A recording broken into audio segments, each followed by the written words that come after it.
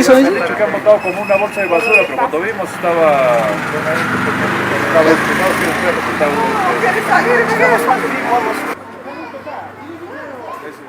mira, ese está filmando de ella para ver quién está, aquí está denunciando, mira, Ah, en la ya. esquina. Sí, sí, ya le vi. ¿Está viendo? Sí. El maestro de obra de ahí dijo que estaban botando vio botar como algo de basura, pero cuando vimos gente, que estaba esto bajé y era bajito, y no ve nada. Mira,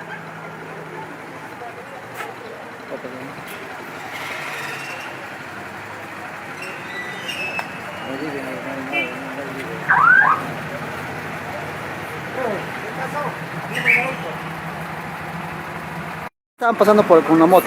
Y lanzaron una cosa y el venado estaba vivo y estaba agonizando ahí en el piso. ¿Ya ustedes vieron quién lo ha lanzado o algo? No, solamente cayó. Sí, cayó así. Lo lanzaron así y nosotros vimos ya cuando estaba agonizando. El señor bajó de obra y dijo que alguien lo había lanzado. Y nosotros hemos estado tocando la puerta y nada, no abre. No, ya.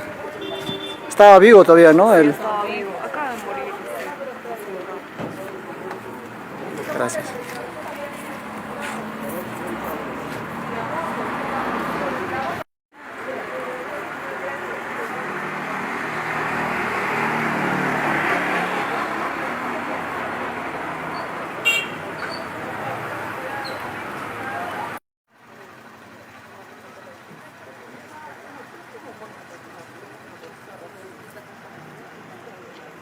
estaba vivo todavía.